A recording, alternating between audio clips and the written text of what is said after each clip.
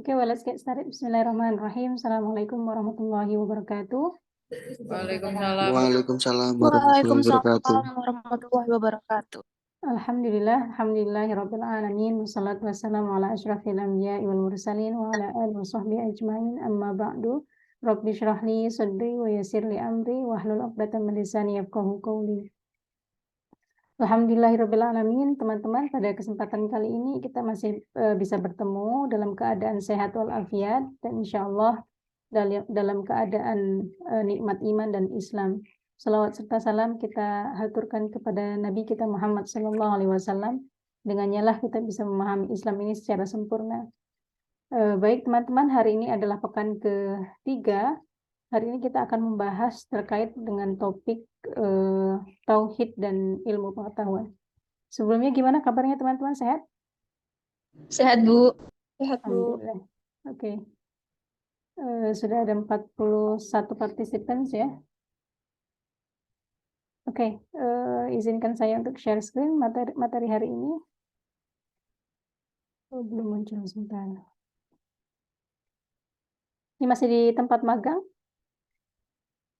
Gitu?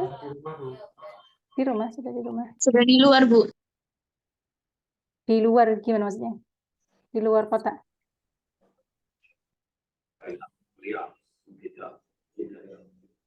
Habis Solo tahu, anunan gue enak, udah. Habis Solo. Bentar ya. Punya saya slideshow tapi apa munculnya full screen.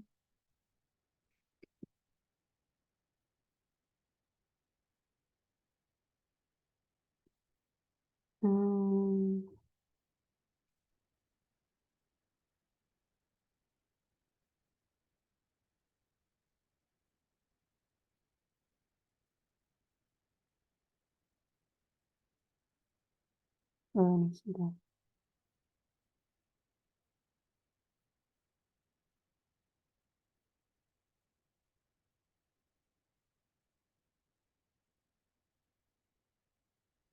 Sudah terlihat ya? Sudah, Bu. Oke.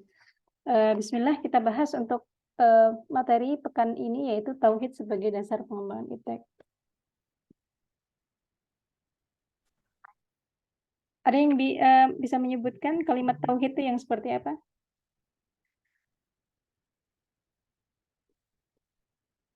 Ya, kalimat tauhid bunyinya bagaimana? No one? La ilaha illallah. La ilaha illallah. Terima kasih, Mas. Oke. La ilaha illallah artinya di situ ada dua kalimat negatif ya, atau negatif dua kalimat negatif begitu, la sama illa gitu. La ilaha illallah, tidak ada Tuhan selain Allah begitu. Pemikiran mengapa tauhid? Pemikiran bahwa tauhid sebagai konsep yang berisikan nilai-nilai fundamental yang harus dijadikan paradigma sains Islam merupakan kebutuhan teologis filosofis.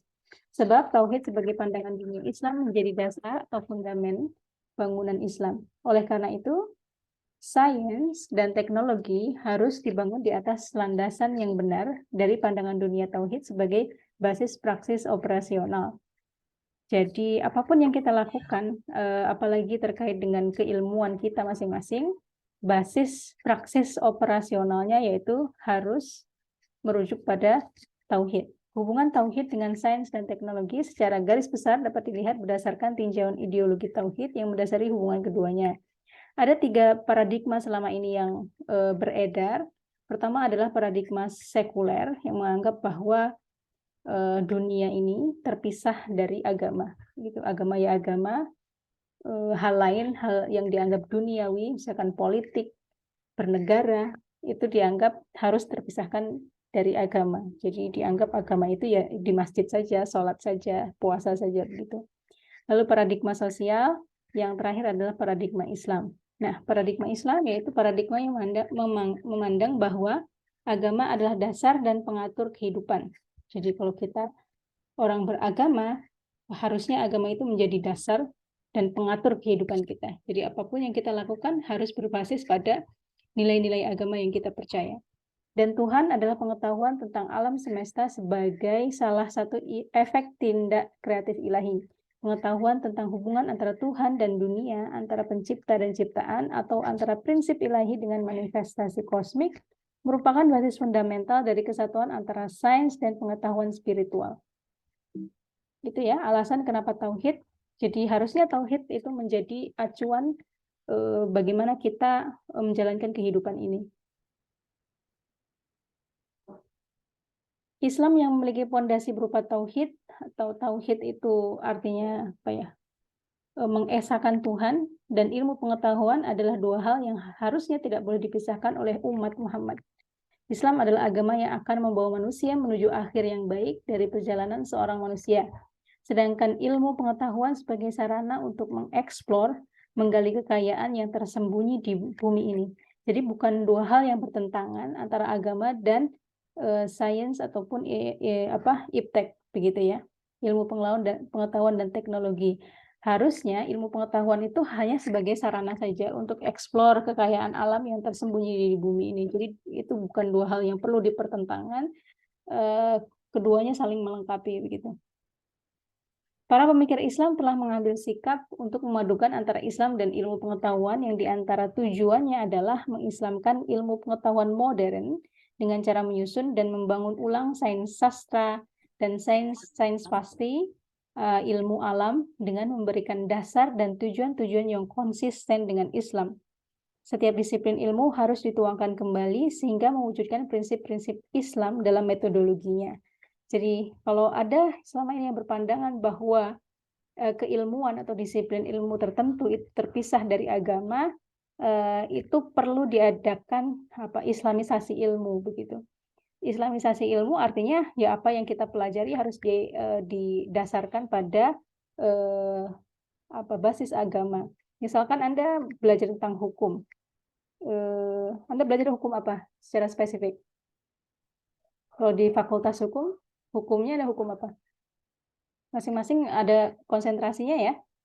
Ada Bu, hukum pidana, hukum perdata. Pidana perdata, misalkan begitu. Boleh saja Anda mempelajari ilmu-ilmu tersebut, tapi juga harus Anda arahkan bagaimana kemudian hukum itu juga berdasarkan dengan hukum agama. Atau setidaknya tidak bertentangan dengan hukum agama.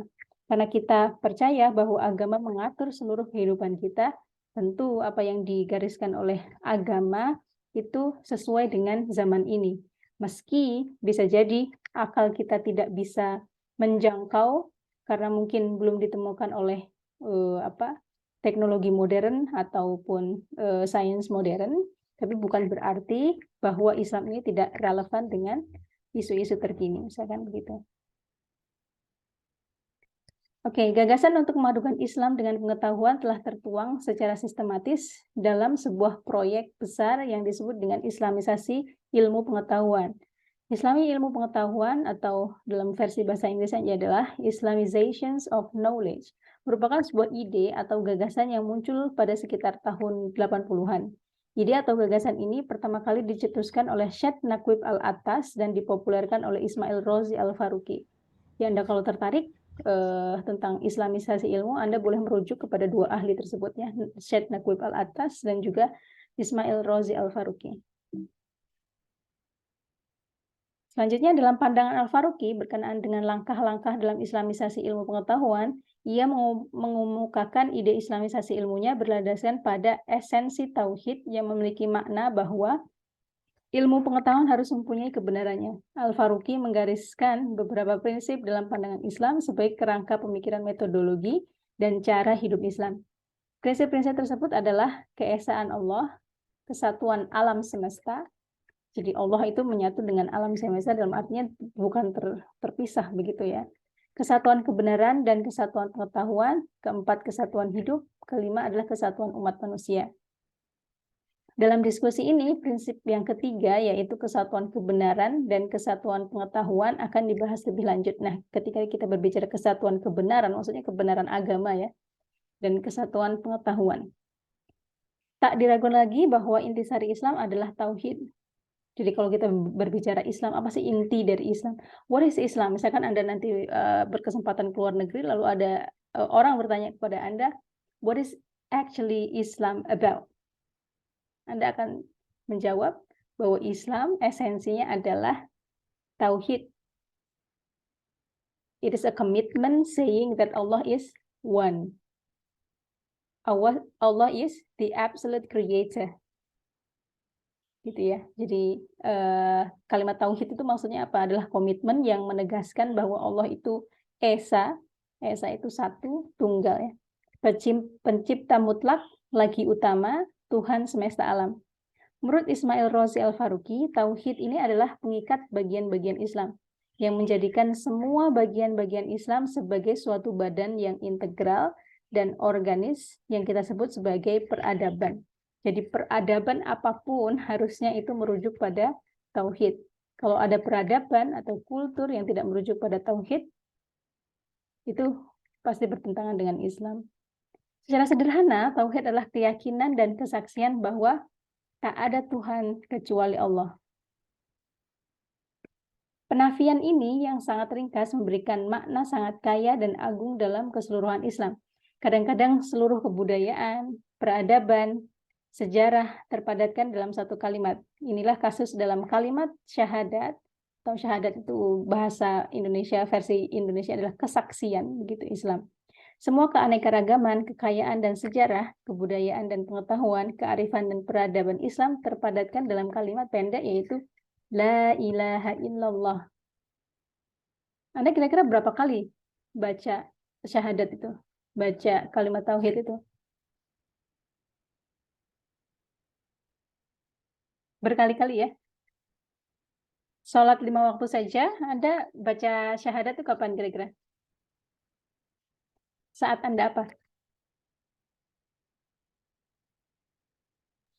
Halo? Tahiyat akhir, Bu. Tahiyat akhir, tahiyat awal, tahiyat akhir kan setidaknya membaca itu ya. Ya setidaknya lebih dari 5 kali dalam 1 hari begitu. Kalau Anda apalagi ditambah dengan sholat sunnah itu sudah berkali-kali ya. Dalam 1 hari bisa mencapai puluhan kita melafalkan kalimat tauhid la ilaha illallah. Tapi apakah Anda pernah sekedar merefleksikan sebenarnya apa interpretasi dari la ilaha illallah? Maksudnya interpretasi dalam kehidupan kita. There is no God but Allah. Tidak ada Tuhan selain Allah.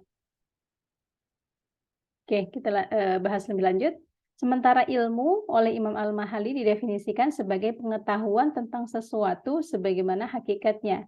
Beliau mencontohkan ilmu ini sebagai pengetahuan seseorang yang mendefinisikan manusia sebagai hayawan natik, hewan berakal. Dari pengertian tersebut bisa kita pahami bahwa yang disebut sebagai ilmu dalam Islam ialah pengetahuan tentang sesuatu menurut hakikatnya. Atau dalam istilah mantik, kalau Anda belajar ilmu mantik, ialah pengetahuan berasal dari natijah, tepat dari muqaddimah kubro atau premis mayor, dan muqaddimah sugro, premis minor, yang sama-sama tepat pula. Adapun yang dijadikan sebagai alat untuk menganalisa ketepatan pengetahuan tersebut adalah akal sehat. Lebih lanjut, dalam ilmu mantik disebutkan bahwa sebuah pengetahuan dapat dikategorikan sebagai ilmu ialah ketika diiringi dengan sebuah keyakinan. Jadi pengetahuan apapun yang kita terima itu belum tentu dia sebagai ilmu ketika tidak diiringi dengan sebuah keyakinan. Jadi apakah informasi yang kita dapat dari misalkan website, dari sosial media dan sebagainya, apakah itu ilmu? Atau sebagai ya informasi saja begitu. Jadi kalimat, makanya ini menerjemahkan kata ikro itu ya. Sehingga sering dikutip ayat tentang belajar begitu, wajibnya belajar adalah surah Al-Alaq 1-5, misalkan ikro gitu. Kalimat ikro itu tidak hanya sekedar ikro, bacalah semua yang kita baca, tapi diiringi ayat setelahnya yaitu ikro bismi rabbikal ladzi khalaq. Bacalah dengan nama Tuhanmu. Jadi artinya dia harus sebuah ilmu begitu. Lalu hubungan tauhid dengan ilmu pengetahuan. Dari segi unsur kebudayaan, agama merupakan universal kultural, yang artinya terdapat di setiap daerah kebudayaan di mana saja masyarakat dan kebudayaan itu berada. Salah satu prinsip teori fungsional menyatakan bahwa segala sesuatu yang tidak berfungsi akan lenyap dengan sendirinya. Dengan kata lain, setiap kebudayaan memiliki fungsi. Konsekuensinya, bentar, ada yang masuk lagi. Konsekuensinya setiap yang tidak berfungsi akan hilang atau sirna. Karena sejak dulu hingga sekarang agama dengan tangguh menyatakan eksistensinya, berarti ia mempunyai dan memerankan sejumlah peran dan fungsi di masyarakat. Tentu kalau kita anggap bahwa agama itu tidak berperan dalam kehidupan kita, tentu saja agama itu sudah lenyap. Apalagi Islam ya, kalau ada orang yang menganalisa Islam itu kalau bukan original kalau bukan origin dari Allah sang pencipta alam, kayaknya Islam ini sudah lenyap begitu dari muka bumi ini. Karena apa? Karena dari ujung timur sampai barat Islam ini seakan-akan digencet ya, digencet dengan Islamofobia, dengan macam-macam lah, dengan berita digoreng terkait dengan Islam itu lekat dengan terorisme, lekat dengan bom, lekat dengan hal-hal lain yang seakan-akan Islam itu sangat-sangat menakutkan begitu. Tapi buktinya sekarang ini justru the fastest growing religion on earth is Islam. Tapi justru dengan Islamofobia, dengan framing yang ada selama ini, justru Islam itu diyakini kebenarannya.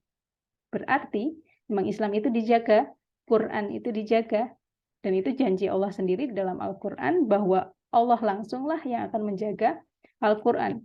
Kita kalau kita sadari ya, there are many Muslim kids, children, they memorize the Quran from cover to cover, even though they are not the native of Arabic people. Mereka bukan, Arabic is not their first language, but they memorize Quran from cover to cover. Begitu ya. Jadi kalau agama ini tidak langsung dijaga oleh pemilik alam ini, maka kita pastikan Islam ini sudah sirna. Nah, karena kita sudah tahu kebenarannya, berarti memang agama Islam ini berperan dan berfungsi di masyarakat. Oleh karena itu kita juga mestinya percaya bahwa hukum-hukum Islam itu applicable dalam masyarakat. Nanti Anda bisa kaji, Anda kan mahasiswa hukum, jadi hukum-hukum tentang riba. Yang lagi rame pajak nih. Pajak nih lagi rame ya, padahal sudah disampaikan bahwa pajak itu tidak dibenarkan ya dalam Islam. Misalkan beberapa hadis diriwayatkan bahwa sekedar pengambil pajak itu tidak masuk surga, misalkan begitu. Jadi mengindikasikan bahwa ya pajak itu tidak ada dalam Islam. Bahkan nanti di hari akhir Nabi Isa itu turun, salah satu tugasnya adalah tugas Nabi Isa ketika turun di hari kelak ya, waktu salah satu tanda kiamat yang paling sering diceritakan adalah Ya'juj Ma'juj, munculnya Ya'juj Ma'juj, kemudian turunnya Nabi Isa. Salah satu tugas Nabi Isa ketika nanti turun ke bumi adalah menghilangkan pajak. Nah, harusnya hukum yang diperintahkan oleh Allah dan Nabi itu relevan for today's world. Menurut istilah agama Islam, tauhid adalah keyakinan. Mas Asta, can you please? Oke. Menurut istilah agama Islam, tauhid adalah keyakinan tentang satu atau esanya Tuhan. Dan segala pikiran dan teori berikut dalil-dalilnya yang menjurus kepada kesimpulan bahwa Tuhan itu satu disebut dengan ilmu tauhid. Di dalamnya termasuk soal kepercayaan dalam agama Islam. Menurut kaidah atau definisi para ahli, ilmu tauhid itu adalah ilmu yang membahas segala kepercayaan keagamaan dengan menggunakan dalil-dalil yang meyakinkan. Nah, perintah yang mendasar terdapat dalam ajaran Islam adalah mengesahkan Tuhan dan mencegah melakukan tindakan syirik. Tauhid dan syirik adalah dua sisi yang tidak dapat dipisahkan, meskipun antara yang satu dengan yang lainnya sangat berbeda. Dalam Al-Quran, surah Al-Ikhlas, gimana, ada yang hafal surah Al-Ikhlas? Can anyone please read the surah Al-Ikhlas? Quran surah Al-Ikhlas 1 to 4. How is it?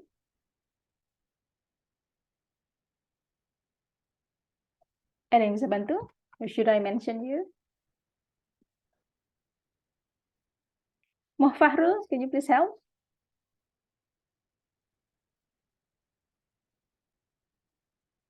Fahrul, are you there?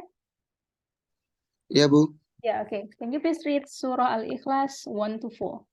Ya, sebentar ya, Bu. Saya ini di tempat magang masih mendapatkan konsultasi, Bu. Mau tes urin, Bu, segala macam, Bu. Berarti Oke, ada nggak yang mau bisa. membantu yang lain?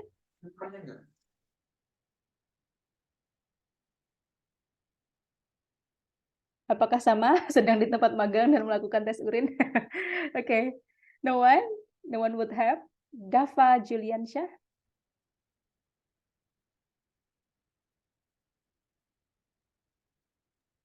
Saya coba deh, Bu.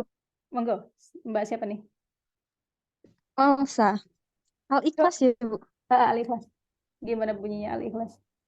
Qul huwallahu ahad, Allahus samad. Panjang semuanya apa? Cuma 1-2 Boleh, ayat. boleh. Sampai akhir boleh.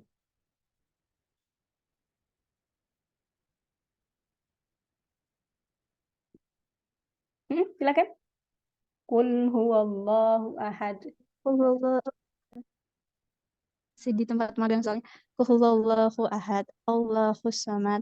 Lam yalid wa lam yulad wa lam yakul lahu kufuwan ahad.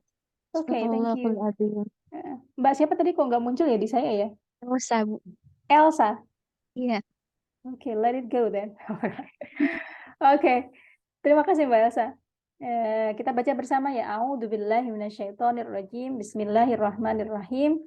Qul, katakanlah begitu ya. Qul huwallahu ahad. Dialah Allah yang satu. Allahus samad. Allah adalah tempat as-samad, tempat bergantung. Lam yalid wa lam yulad. Apa lam yalid itu? Ada yang pernah belajar bahasa Arab mungkin? Lam yalid wa lam yulad. Artinya apa? Tidak beranak dan juga tidak pula diperanakkan begitu. Jadi Allah tidak punya anak dan tidak pula diperanakan. Walam yakul lahu kufuwan ahad, dan tidak ada pula yang setara. Yang setara dengan dia. Betul, yang tidak ada pula seorang pun yang setara dengan Allah. Begitu ya, surah Al-Ikhlas. Kalau Anda amati, kenapa ya suratnya kok dinamakan Al-Ikhlas, tapi di dalamnya sama sekali tidak ngupas soal kata ikhlas begitu. Kira-kira kenapa?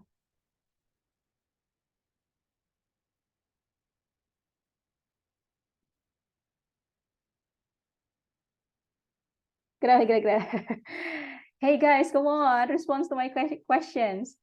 Ada sekitar berapa nih? 40-an mahasiswa, semuanya off camera. Kalau ditanya, saya sedang di tempat magang, mohon maaf, tidak bisa menjawab. Terus saya melakukan perkuliahannya gimana ini? Atau saya kembalikan ke kantor Aika aja ya? Gimana? Ayo dong sama-sama. Mungkin karena dari bunyi suratnya itu kan kayak menceritakan isinya tuh tentang Allah Subhanahu wa Ta'ala. Mungkin. Go on. Jadi kayak kita itu istilahnya kayak berserah diri gitu mungkin, Bu. Betul. Thank you. Mbak Elsa lagi ya tadi ya? Kenapa Iya. ya kok nggak pop up siapa yang berbicara dan kemudian Soalnya saya pakai handphone dan jaringannya gitu? kan kurang bagus, Bu. Karena Oh, saya gitu. sedang di magang gitu. Right, okay.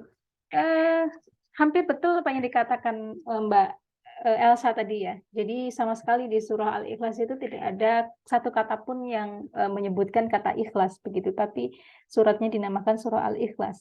Dari awal surah tadi kita sudah berdiskusi bersama bahwa tentang ketauhidan itu dibahas secara penuh di dalam surah Al-Ikhlas. Kenapa kemudian namanya surah Al-Ikhlas tadi ya? Jadi kita harus berserah diri, kita harus ikhlas bahwasanya kalau kita sebagai muslim, kita mengatakan la ilaha illallah. Ya, jadi cukup Allah lah sebagai tempat bernaung. Jadi kalau kita menyatakan la ilaha illallah, Allah adalah tempat bernaung, berarti kita tidak perlu nih mengandalkan, misalkan ada yang pakai kalung. Pakai kalung, apa tujuannya pakai kalung? Tolak balak begitu ya. Atau pakai cincin, mendatangkan hoki. Terus apa lagi biasanya? Terus di pintu-pintu dikasih apa? Dikasih jimat begitu ya. Barang siji di rumah begitu. Tidak perlu lagi harusnya melakukan hal-hal demikian, sehingga kita merasa tidak percaya diri bahwa Allah adalah Tuhan tempat kita menggantungkan diri. Jadi kalau kita setiap hari surat favoritnya, setiap sholat yang dibaca adalah Qul huwallahu ahad, harusnya hal itu sudah meresap pada diri kita bahwa tidak ada lagi tempat bergantung, berarti kita berserah. What does a Muslim mean? Apa yang dimaksud dengan Muslim? Muslim itu dari kata aslama yuslimu. Aslama yuslimu artinya submission, begitu ya. The one who submit all will to Allah is a Muslim. Jadi kita udah berserah. Kita tidak memerlukan kalau kehilangan barang kemudian ke orang pintar sehingga nanti biar kembali begitu, itu sudah melewati batas-batas ya. Atau bahkan Anda masih membaca itu zodiak. Lo karena Gemini, lo karena gue Cancer, kayaknya kita cocok deh. Begitu masih kayak gitu nggak sih orang-orang tuh? Zaman saya muda dulu tuh masih di koran-koran tuh banyak yang Gemini, Scorpio dan sebagainya itu. Harusnya itu lagi tidak terjadi lagi karena kita meyakini kalimat tauhid itu. Tauhid mendorong manusia untuk menguasai dan memanfaatkan alam karena sudah ditundukkan oleh manusia. Jadi alam itu bukan superior. Jadi ada yang lebih superior daripada alam, yaitu Allah. Jadi ada memang sekelompok orang itu yang mengagungkan alam terlalu berlebihan. Dia mengagungkan alam tapi lupa yang menciptakan alam siapa. Sukanya daki gunung tapi nggak sholat gitu.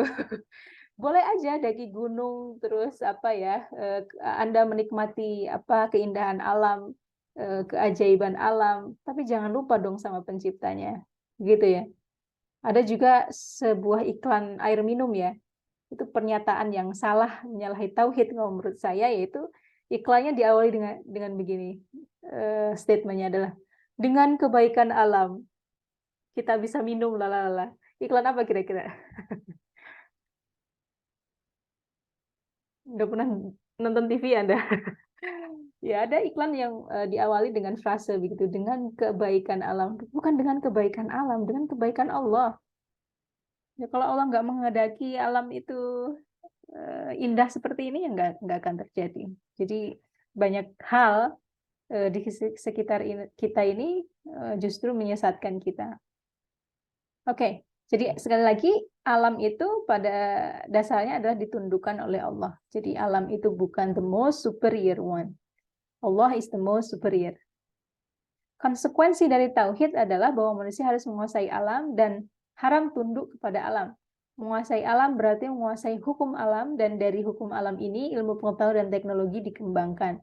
Sebaliknya syirik berarti tunduk kepada alam.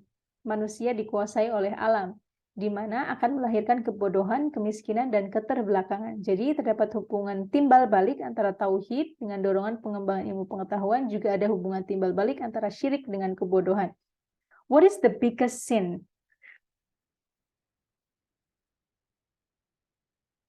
Anyone? What is the biggest sin? Dosa yang paling besar itu apa? Syirik. Syirik, betul.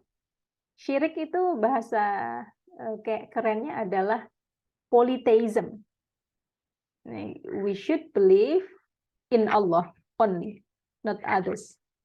Jadi dosa ketika dibawa sampai mati, jadi dia belum bertobat sebelum mati, yang paling besar adalah syirik.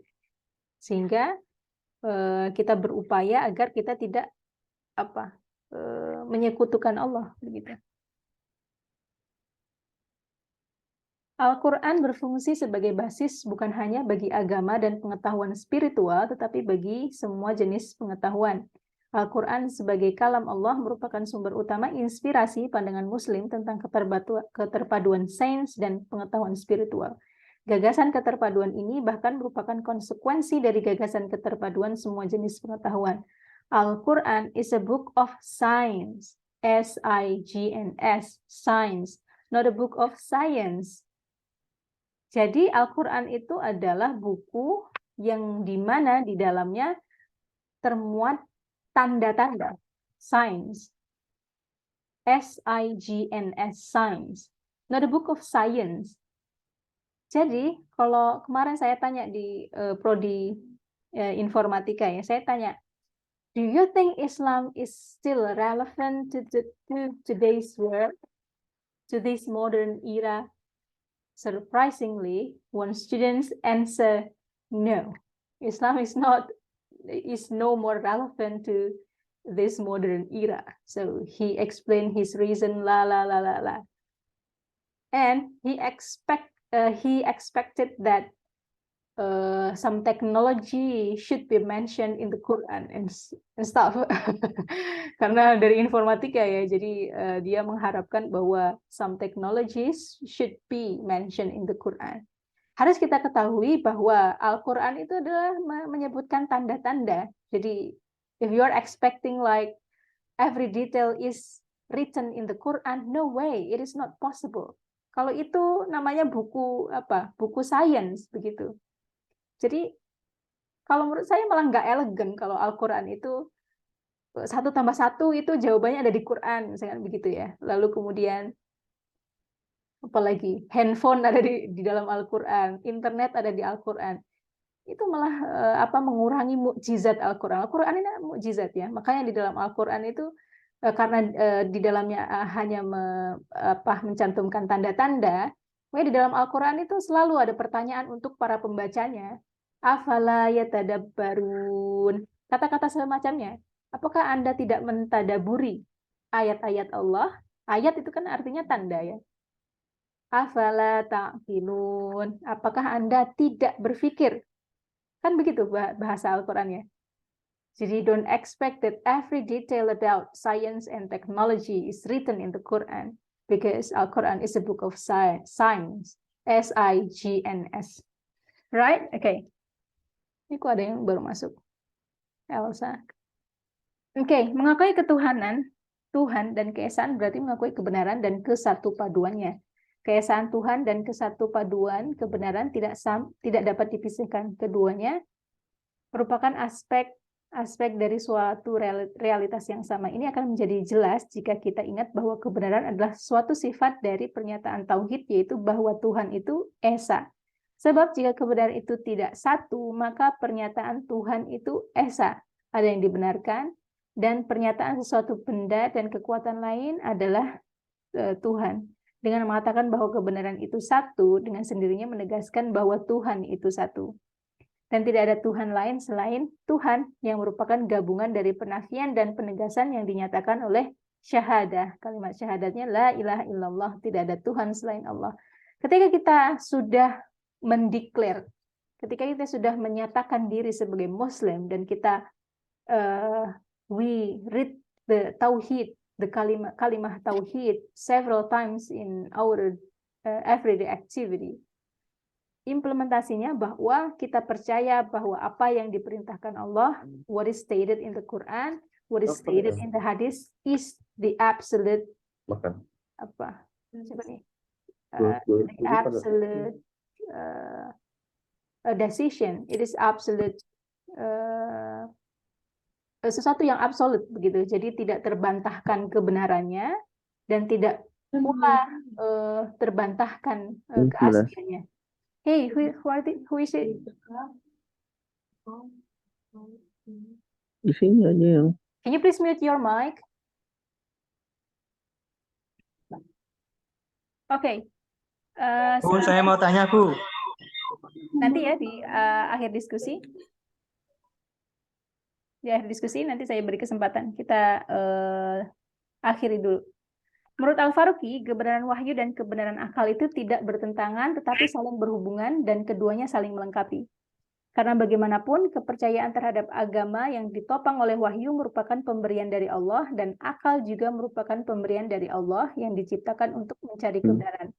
Syarat-syarat kesatuan kebenaran menurut Al-Faruqi yaitu: pertama, kesatuan kebenaran tidak boleh bertentangan dengan realitas, sebab wahyu merupakan firman dari Allah yang pasti cocok dengan realitas. Kedua, kesatuan kebenaran yang dirumuskan antara wahyu dan kebenaran tidak boleh ada pertentangan. Prinsip ini bersifat mutlak. Dan ketiga, kesatuan kebenaran sifatnya tidak terbatas dan tidak ada akhir. Karena pola dari Allah tidak terhingga, oleh karena itu diperlukan sifat yang terbuka terhadap segala sesuatu yang baru. Jadi tetap akal itu harus tunduk terhadap firman Allah. Sebenarnya manusia tidaklah memiliki pengetahuan sama sekali, yang memiliki hanyalah Allah. Ketika Allah menggelar Al-Quran dan alam semesta di hadapan manusia, maka manusia dengan sendirinya dituntut untuk mendapatkan pengetahuan tentangnya. Sehingga ketika seorang akan melakukan pembacaan, penelitian, dan menemukan sebuah hukum atau teori, semua itu dilakukan atas dasar lillahi ta'ala. Baginya, segala kegiatan keilmuan yang dilakukan atas nama Allah yang telah menciptakan manusia dan telah mengajar manusia segala sesuatu. Jadi ilmu pengetahuan yang kita cari, kita semua cari, Anda jauh-jauh dari kampung halaman menuju kota Malang, misalkan untuk mencari ilmu di Universitas Muhammadiyah Malang, sejatinya adalah milik Allah. Sehingga makanya dalam Al-Quran itu disebutkan, A'udzubillahi minasyaitonirrajim, Bismillahirrahmanirrahim, yarfa'illahu alladhina amanu minkum walladhina utul ilma. Jadi kalimat utu itu fi'lul majhul, fi'lul majhul itu adalah passive voice. Jadi ilmu itu diberikan.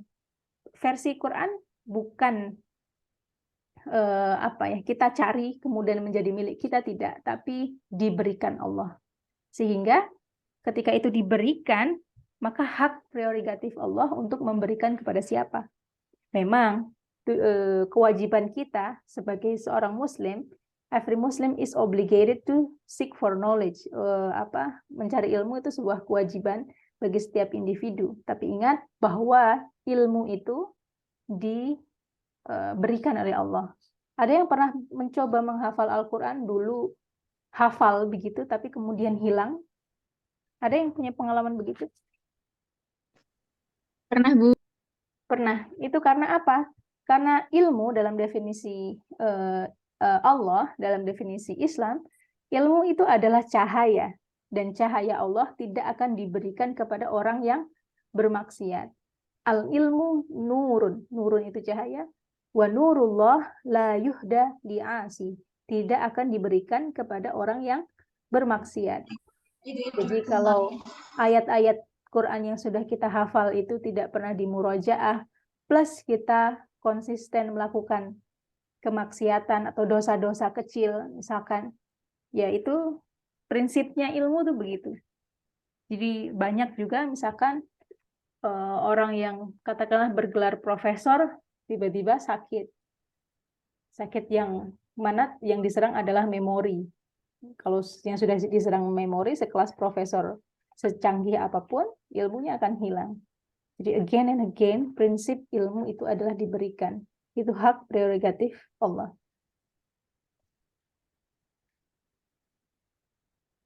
Oke, itu saja dulu teman-teman. Monggo kalau mau ada pertanyaan, bukan pertanyaannya, diskusi, silakan. Saya Bu, mau tanya Bu. Silakan, sebentar. Saya buka full screen ya. Saya stop share. Sebutkan nama siapa? Faisal. Faisal, kenapa kamu nggak on camera? Iya Bu, Mas Faisal Bu. Saya mau tanya Bu. Faisal, kenapa kamu nggak on camera? Halo Bu. Kenapa nggak on camera kamu? Oh ya, siap. Bentar Bu. Saya yang bisa on camera. Jadi enak orang ngobrol itu. Saya on camera, Anda tidak on camera gitu kan unfair ya. Oke, silakan Mas Faisal. Oh iya Bu. Saya mau bertanya, kenapa ilmu tauhid kepada Allah itu tidak mudah diterima apabila bertentangan dengan kebudayaan. Padahal masyarakat di daerah tersebut mayoritas beragama Muslim. Sekian Bu, terima kasih. Gimana pertanyaanmu adalah kenapa ilmu tauhid? Kenapa ilmu tauhid tidak mudah diterima apabila bertentangan dengan kebudayaan? Padahal masyarakat di daerah tersebut mayoritas beragama Muslim, Bu. Terima kasih. Oke, terima kasih. Pertanyaan sangat menarik ini, Mas Faisal. Karena begini, most of Muslims belajar agamanya ya memang kita harus terus belajar ya. Kemudian kita tidak boleh berhenti belajar, di antaranya belajar agama. Jadi kadang di suatu masyarakat merasa ada doktrin-doktrin tertentu, misalkan sudah percaya pada suatu kultur ya atau tradisi, sehingga terjebak di dalam itu yang menganggap tradisi, kemudian menganggap bahwa tradisi itu bagian dari agama. Padahal kalau teman-teman belajar lagi, bisa jadi tradisi yang dijalankan itu tidak ada perintahnya dalam agama.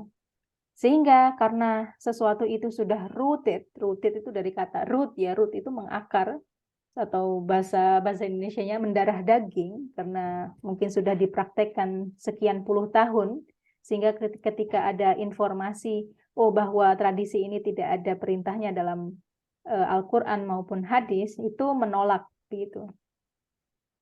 Karena mungkin bisa jadi kurang terbuka terhadap informasi. Bisa jadi juga yang menyampaikan, bisa jadi menyampaikannya metodenya juga dianggap kurang kurang kontekstual begitu. Ada banyak hal, tapi diantaranya adalah yaitu menganggap bahwa tradisi yang sudah dilakukan itu dipercaya sebegitu kuatnya sehingga terhadap informasi baru itu resisten. Nah, ini kesempatan bagus bagi teman-teman mahasiswa hukum di UMM, misalkan melihat apa yang selama ini, praktik yang selama ini dilakukan di kampung halamannya atau di hometown-nya tidak sesuai, misalkan kan sekarang belajar AIKA ya, bisa jadi dibandingkan. Kalau menurut saya begini, resisten atau mungkin itu juga terjadi pada saya ketika pertama kali belajar di UMM itu. Ada bukan resisten, kayak, loh kok gitu? Setidaknya kita bertanya-tanya, kok gitu?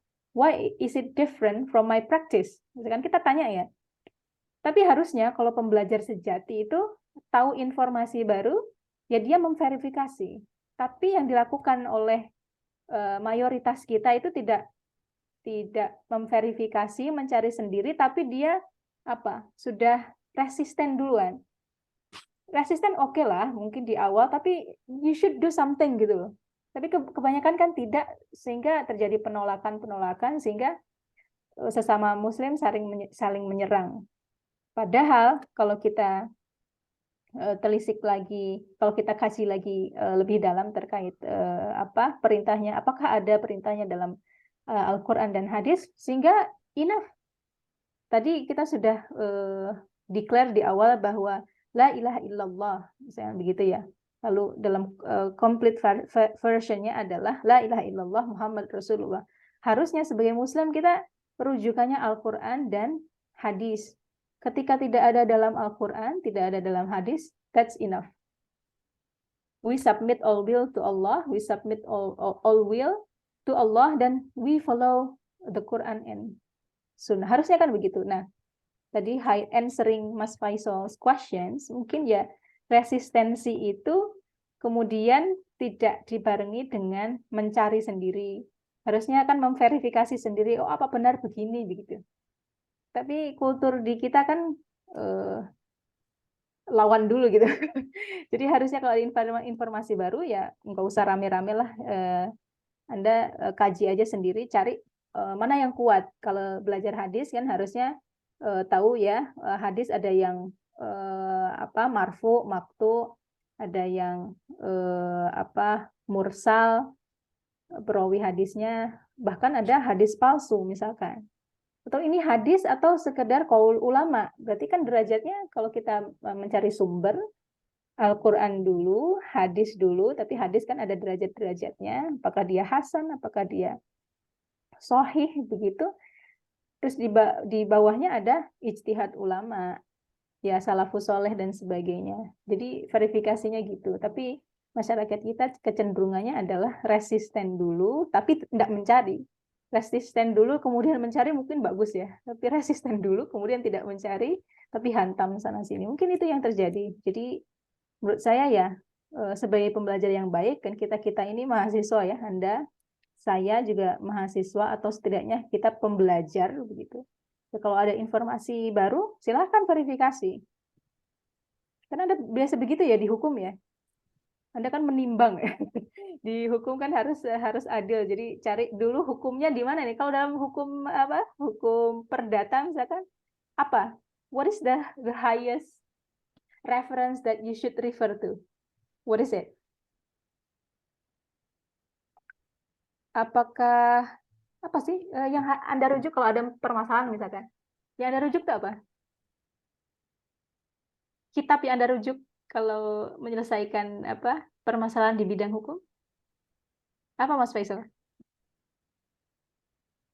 Yang apa Bu? Perdata Bu. Anda apa? HIR-RBG Bu. Sorry? Hukum HIR dan RBG Nah, berarti kan sama ada. KUHP. Jadi setidaknya maksud saya tuh ada dokumennya, begitu ya? Ada dokumen yang Anda rujuk atau Anda merujuk ke pasal berapa? Biasanya begitu ya, kalau orang-orang hukum ya. Ada nggak nih undang-undangnya? Ada nggak nih aturannya? Sama lah seperti itu prosesnya. Saya kira saya tidak perlu menjelaskan panjang lebar. Nah, harusnya itu berlaku juga ketika Anda menjalankan agama ini. Jadi the highest law kalau kita sebagai Muslim adalah Quran dan hadis. That's it. Jadi the highest law is not Muslim tradition, it is not culture, or even society norm. Tidak. The highest law as Muslim are, Quran is the highest one, and then the Sunnah or hadis. Harusnya begitu ya. Is that answering your question, Mas Faisal? Sudah Bu. Okay. Other questions? Ibu, Silakan boleh Mbak. saya Mbak Elsa. ask? Ya. May I give a response from your answer? Yeah, sure. Misalkan nih ya Bu, kan tadi dikatakan bahwa budaya itu kan memang Indonesia ini culture-nya kan banyak gitu kan. Maksudnya kalau itu dulu memang dibuat sebuah kepercayaan, tapi kan sekarang sudah modern dan dijadikan sebagai pariwisata, istilahnya untuk menarik minat wisata sebagai tradisi.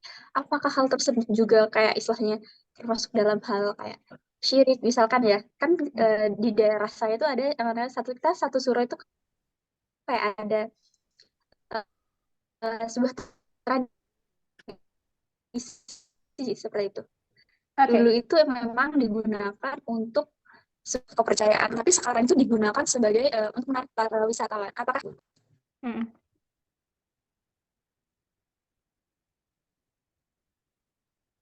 Oh, sudah pertanyaannya? Seperti itu. Jadi kalau menurut saya yang saya highlight adalah apakah kultur itu bertentangan dengan agama atau tidak. Maksudnya kita berbicara kultur itu luas ya. Kultur misalkan di Malang ini ada kultur yang saya tahu itu bantengan. Are you familiar with bantengan? Bantengan itu apa ya? Saya tidak tahu in detail, tapi saya tahu di dalamnya itu ada misalkan minum-minuman keras. Ada yang dari Malang? Nggak ada yang dari Malang? Correct me if I'm wrong, yang saya tahu adalah misalkan kultur seperti bantengan itu ada ritual semacam itu. Ritual yang mana orang yang melakukan pelaku kultur itu melakukan hal-hal yang dilarang agama, saya kira itu ya tidak perlu dipelihara, itu bertentangan. Tapi kalau kultur misalkan di Malang ada kultur bahasa apa itu?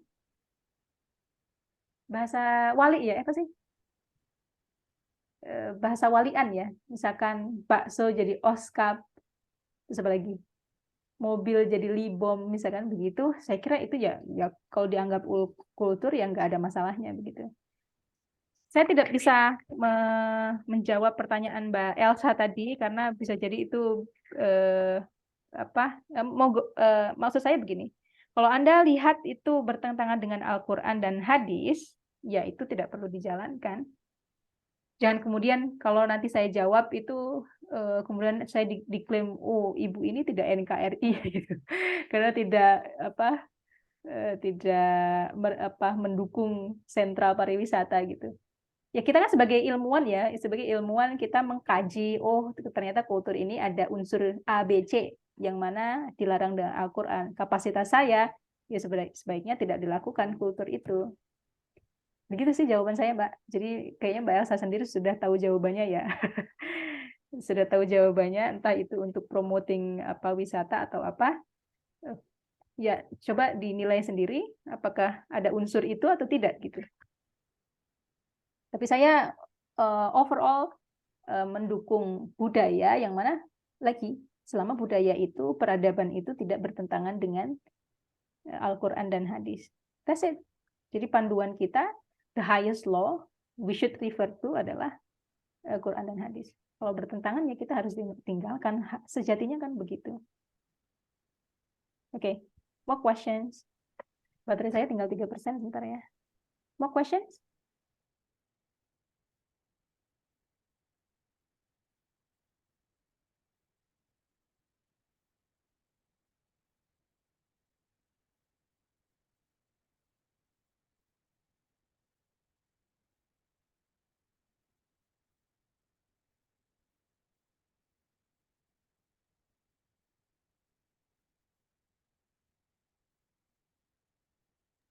Mohon maaf Ibu, nggak kedengeran. Belum di ini Bu. Oke, sorry. Jadi itu yang coba saya sampaikan, kira-kira teman-teman paham ya, maksudnya mendapatkan apa yang saya sampaikan, walaupun tidak sependapat itu wajar, kalau tidak sependapat itu bagus, berarti ada kesempatan Anda untuk memverifikasi apa yang saya sampaikan dan mencari lebih lanjut begitu. There is only a triggering explanations from me. If you think that you disagree, that's cool. It means that you would like to learn more after this, gitu ya. Okay, before we recap, so I would like to point one or two students. So then, can you please recap from today's class? Insanufinki, are you there? 446 Insanufinki. Iya Bu ada. Okay, what do you learn from today's class, Mbak? Mbak ya, Mbak Insan. Ya. Gimana Bu? Gimana? Apa yang dipelajari dari pertemuan kali ini? Is there anything you learn from today's class? Pertemuan hari ini mempelajari tentang tauhid, yang mana ya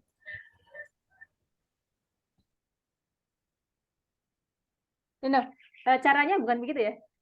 Saya nggak bertanya topik kita hari ini apa tidak.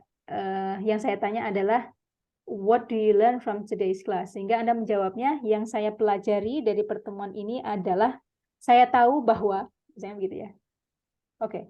Selanjutnya Nadia 470, Mbak Nadia. Iya Bu. What do you learn from today's class, Mbak Nadia?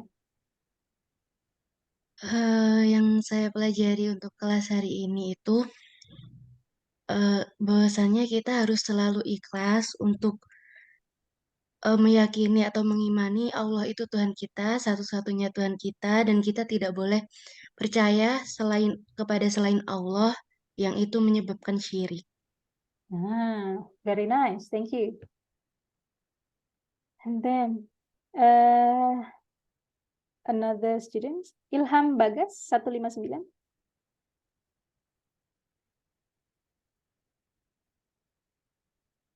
Ilham, are you with me?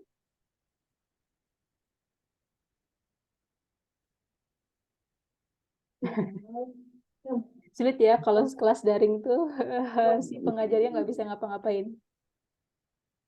Oke. Eh, Arif Ar-Rashi.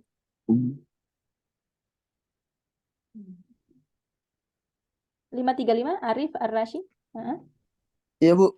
Ya, gimana Mas? Apa yang Anda pelajari dari materi hari ini?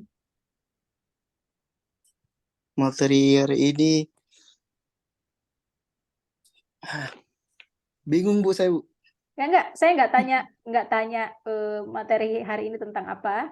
Yang harus Anda sampaikan adalah dari kelas hari ini saya belajar bahwa, lanjutkan. Dari kelas hari ini saya banyak belajar tentang ilmu hukum Islam yang patut saya pelajari. Itu general banget, Mas. Iya. Oke, kaitannya dengan tauhid gimana?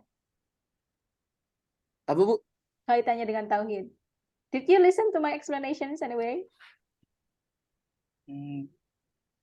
Not really. Not really, Bu. Not really. Bingung, Bu. Oke. Ada yang mau secara volunteer begitu menyampaikan apa yang Anda pelajari? Ada volunteer? Ayo dong, masa dari 52 partisipan. Tentang kultur di Indonesia, Bu. Siapa nih? Rofi Silakan. Atin.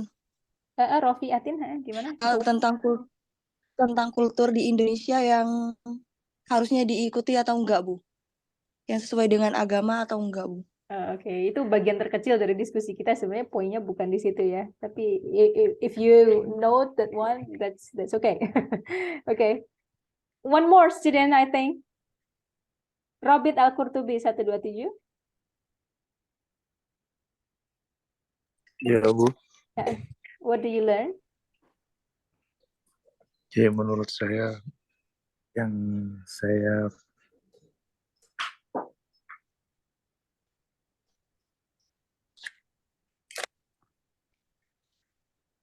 pelajarin dari apa yang disampaikan oleh Ibu itu, saya mengetahui bahwasanya perbedaan hadis, kemudian apa itu tauhid. Ya, mungkin itu saja, Bu. Oke, thank you anyway. Oke, baik teman-teman, terima kasih atas kehadirannya. Saya harap next meeting bisa on cam semuanya ya. Kayak gini saya merasa dikacangin gitu. Thank you Muhammad Firza and friends, Anggi Yulia, Lydia, and Faisal for Safina, para diva sekarang mau muncul banyak. Okay, if you are on camera, that's good. So everyone is welcome begitu. Jadi saya tidak kesusahan. Enak kalau ngobrol kita saling bertatap muka begitu. Oke, terima kasih teman-teman. Apa yang benar datangnya dari Allah, apa yang salah murni dari saya. Kemudian kalau Anda tidak sepakat terkait apa-apa yang saya sampaikan, mohon bisa belajar lebih lanjut. Jangan berhenti belajar tentang agama ini. Terima kasih. Kita akhiri dengan bersama membaca hamdalah. Bu. Bu, absennya gimana ya? Absennya, presensinya ada di LMS. Silakan, sudah saya play. Tapi LMS-nya nggak bisa dibuka. Iya, Bu. Oh, seriously? Yang minggu kemarin saya nggak absen di LMS juga, Bu. Oh, Tapi kalau yang masuk rekotan. pekan ini bisa? Yang hari ini tetap nggak bisa saya. Yang lain nggak bisa? Nggak bisa, Bu. Nggak bisa. Nggak bisa, Bu. LMS-nya gangguan kayaknya, Bu. Oke, Ali Fikri, are you here? Tidak hadir. Agatha Putri? Tidak hadir. Ahmad Bilalzi? Tidak hadir. Akbar Maulana Yasni? Hadir, Bu.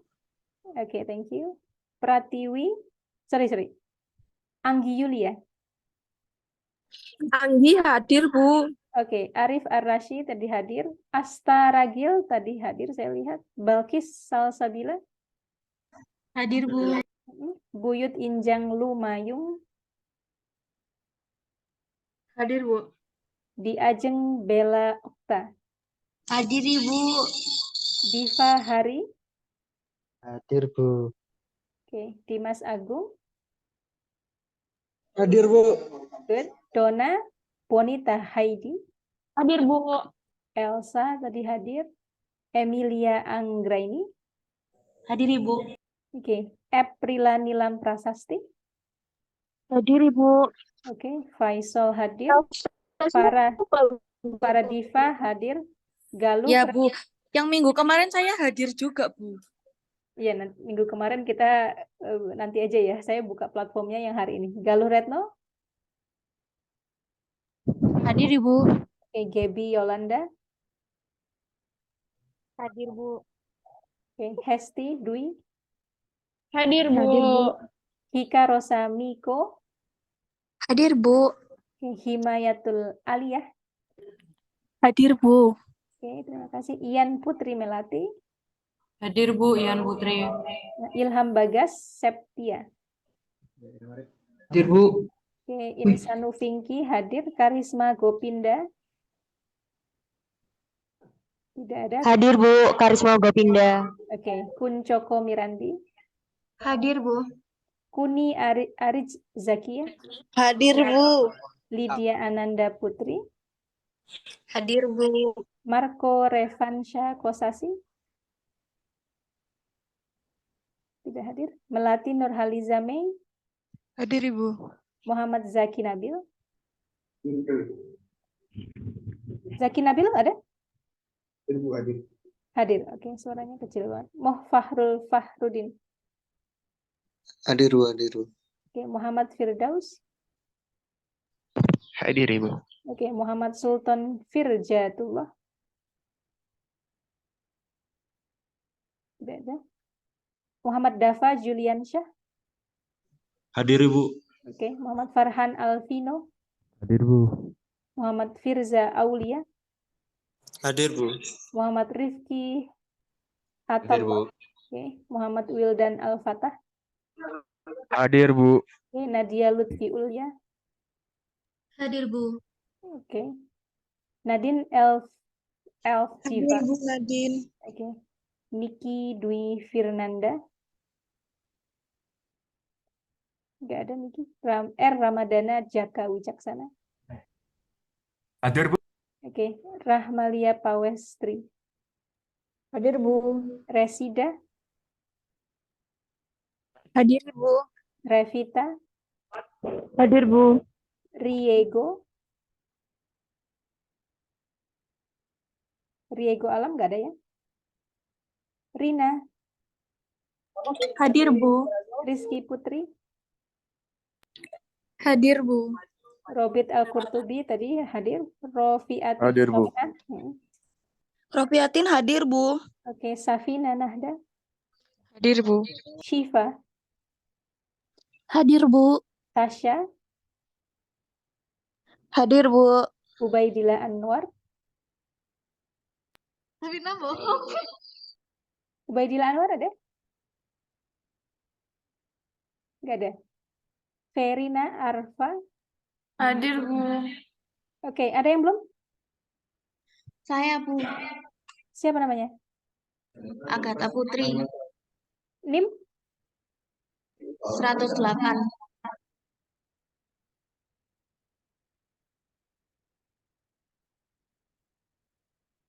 Nggak ada Mbak Agatha. Ibu Niki Dwi 068 hadir, Bu. Tapi kayaknya mic-nya rusak. Siapa tadi, Mbak? Niki Dwi 068 hadir, tapi itu nggak kedengeran. Oke, oke.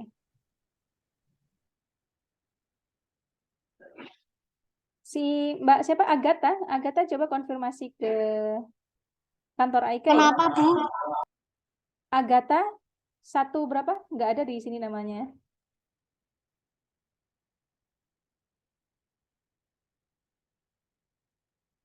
Ya, Mbak Agatha?